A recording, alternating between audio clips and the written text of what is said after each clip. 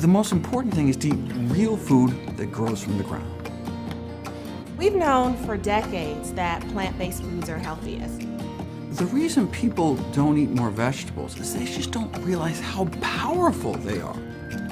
Every vegetable is delicious.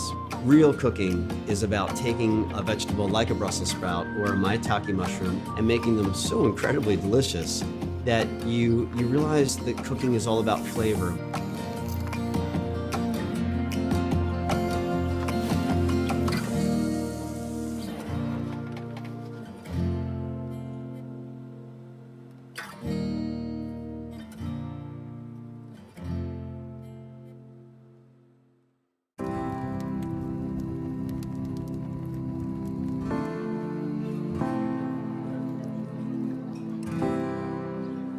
Food is an intrinsic part of human existence.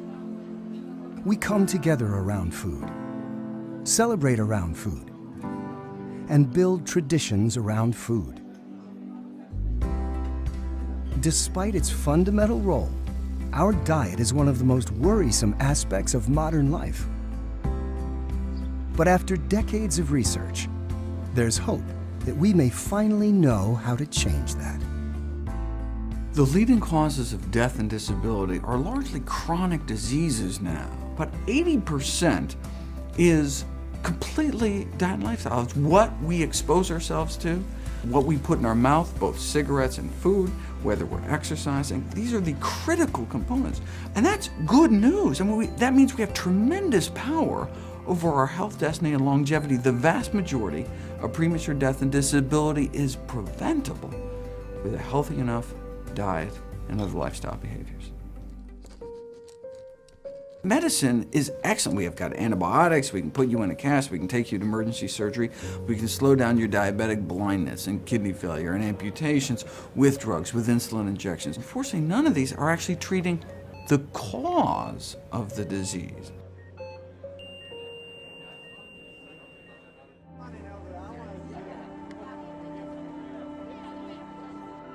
Today, mounting evidence points to a plant-based diet, meaning food that grows from the ground, as the best way to prevent, treat, and reverse chronic illnesses.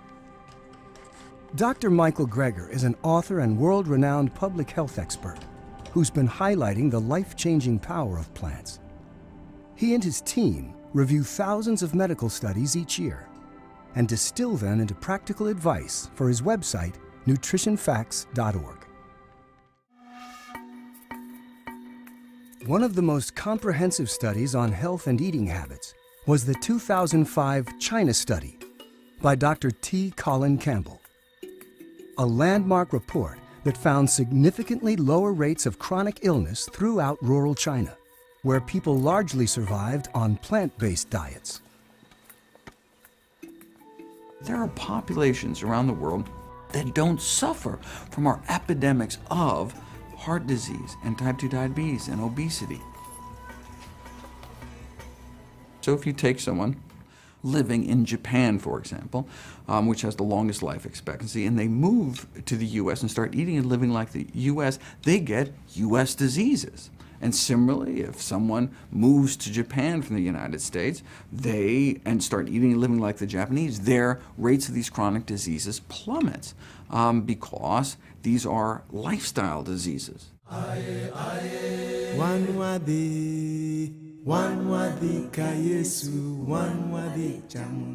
Evidence goes as far back as the 1920s, when researchers uncovered a surprising correlation between plant-based diets and blood pressure levels in East Africa. They took the blood pressures of 1,000 people living in rural Kenya. They ate a plant-based diet centered around fruits, vegetables, beans, whole grains, wild greens, and their blood pressures actually go down as they get older, whereas our blood pressures in the Western world go up. Same thing in rural China. 70-year-olds, same average blood pressure as 16-year-olds. We're talking 110/70 their entire lives. Ideal blood pressures. Vastly different diets, but what they shared in common is that they're plant-based day to day, with meat only eaten on special occasions.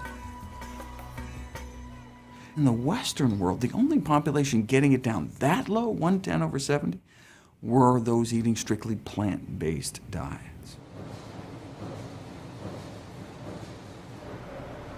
A reevaluation of the modern diet is underway. Health experts, food advocates, restaurateurs, and the average consumer are taking a closer look at what we put in our bodies. Yet, even with increasing scientific information available, our dependence on highly processed foods and animal products is a hard habit to break. The only reason that people are not eating more plant-based foods is that the food industry has done a fantastic job with marketing and advertising. 70% of the food industry marketing is for processed foods, refined foods, and junk foods. Those are the foods that Americans eat the most. The food industry is the largest industry in the country. Food is very intimate, food is very emotional, food is very personal, food is very social.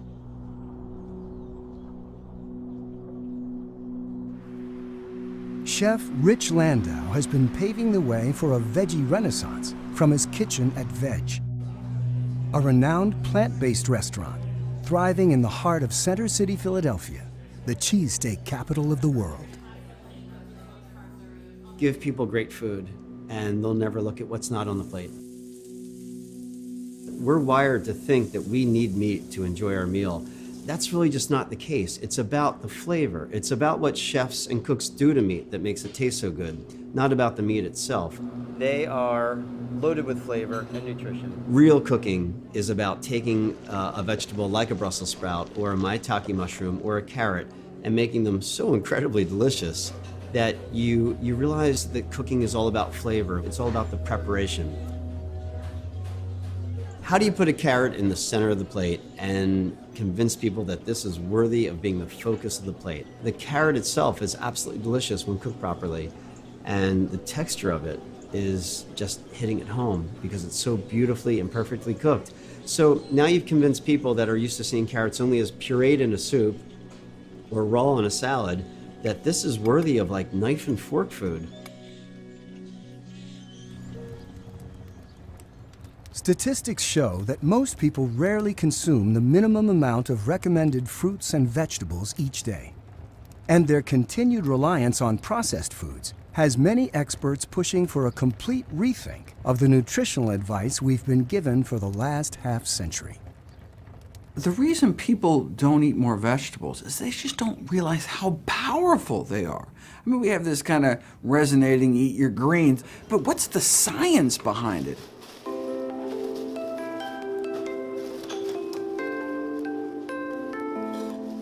We've known for decades that plant-based foods are healthiest, and it's pretty straightforward. Plant-based foods have fiber. Animal-based foods do not. Fiber is essential for preventing chronic disease and promoting health. And most plant-based foods are high in vitamins and minerals, antioxidants, phytonutrients. They're the foods that promote health, that help clear our arteries, help us maintain a normal blood sugar level, help prevent heart disease, help prevent obesity and overweight.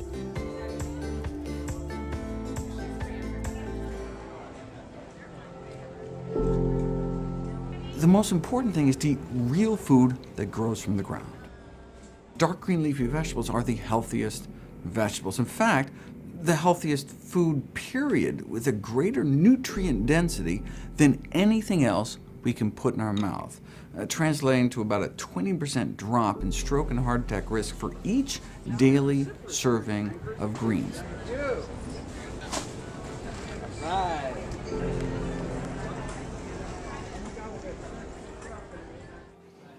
Capitalizing on the growing interest for nutritious options, many chefs have been working hard to redefine our relationship with food. Their goal: to create intensely satisfying, crave-worthy combinations that win out over less healthy, processed, and animal-based options. It's all about kind of changing, your perception of what you're expecting and what you're actually getting. How do you just rewire their brains as to what vegetables are capable of? Every vegetable is delicious. They're not a side dish. They're not torn up little bits in this chopped up little stir fry. Their main focus is on the plate. Let's take Swiss chard, for example. Something that people see as traditionally very chewy, a little too leafy for most palates. Swiss chard, like most greens, has to be blanched first. A boiling pot of water with a little salt in it. The greens go in and they come right out. I mean, 10 seconds. That's all you really need. That basically sets their color and texture and tenderizes them. The next thing you want to do is just saute them very gently with a little bit of garlic and olive oil in a pan with some salt and pepper. The trick with the greens is getting them cooked to perfection. If they're undercooked, they're going to be a big, chewy, chlorophyll-laden mess that you're just going to be like chewing like a horse at the table. And you're just trying to get through this. It's saying to yourself, it's healthy, it's healthy, it's healthy. Well, that's not how you should be eating your greens. The greens are actually delicious. In addition to dark leafy greens, research has shown that a high intake of cruciferous vegetables like cabbage and broccoli can reduce prostate cancer progression, stop the spread of metastatic cancer, and prevent DNA damage. One recent study comparing smokers with a high intake of broccoli to smokers eating no broccoli at all found 30% less DNA damage in the broccoli eating group. The reason broccoli is so good for us is that any of those cruciferous vegetables, whether we're talking about cabbage, broccoli, collard greens, kale, have these class of compounds called glucosidylates. What they do is they boost your liver's detoxifying enzyme systems. So basically all the blood, before it goes to your body, from your digestive tract, first goes through the liver. The liver's like the body's bouncer. Keeps out any toxins, detoxifies any carcinogens, and then lets the blood flow to the rest of the body. And so that's why it's so critical to eat cruciferous vegetables every single day, because it so boosts your liver's ability to detoxify the carcinogens and pollutants from our environment. I absolutely love broccoli. It probably is my favorite vegetable. We blanch it first, and then we char grill it. And broccoli takes on this great smoky flavor when you grill it. The florets get charred up, the stem gets these beautiful grill marks on them. And then we float this in a shiitake dashi, which is a Japanese broth, usually made with fish, that we make with shiitake mushrooms and seaweed. And the effect is just so beautiful, very smoky, very rich, and also very, very meaty and satisfying.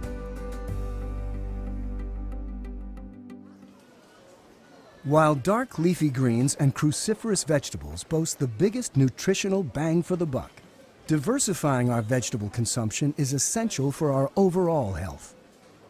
According to the Global Burden of Disease Study, inadequate vegetable intake is a leading dietary risk factor for chronic diseases, comparable in harm to the consumption of processed meats.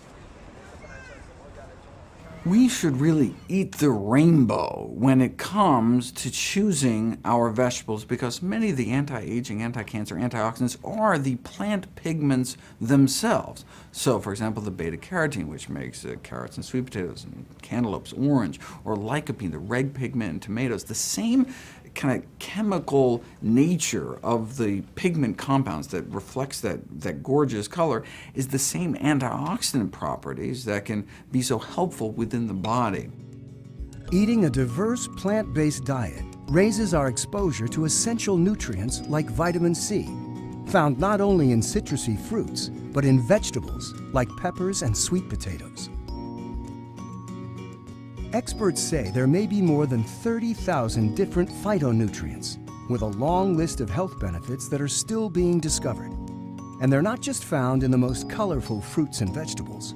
Some of the most potent nutrients are packed in nature's palest packages, including cauliflower, onions, garlic, and mushrooms. There are over 2,000 varieties of edible mushrooms, and research has shown they are one of the most powerful foods for boosting our immune system, reducing inflammation, and preventing cancer.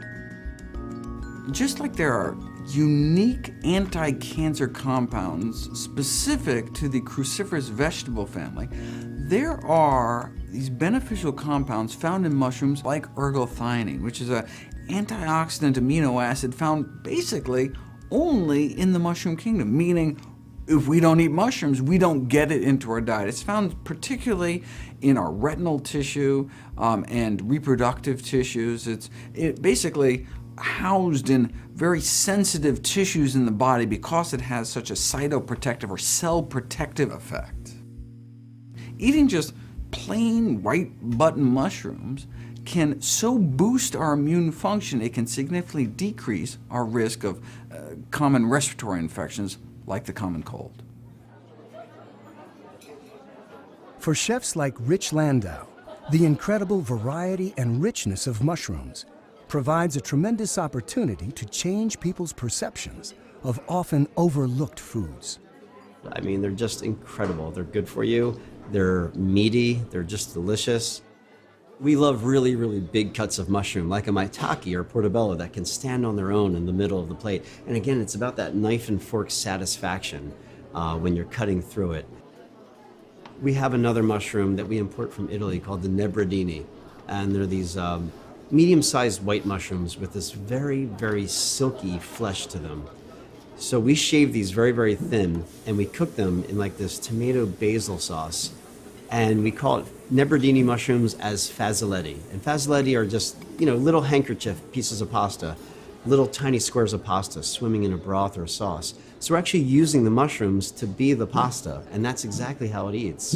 And it's just beautiful what you can do with mushrooms in that sense, because they're so adaptable. They can kind of do what you want them to do, but you also have to listen to what they really are and respect their qualities. While the rising tide of health problems might seem like an uphill battle, significant progress continues to be made as plant-based foods make their way from farms to our tables. Research, preventive medicine, and awareness all play critical roles when it comes to our health. But the decisions we make on a daily basis continue to be the biggest factor. It doesn't matter what you eat on your birthday, or special occasions, or on holidays. It's really the day-to-day stuff that adds up. And on a day-to-day basis, the more we can center our diets around whole, healthy plant foods, real food that grows out of the ground, the healthier we will be long-term.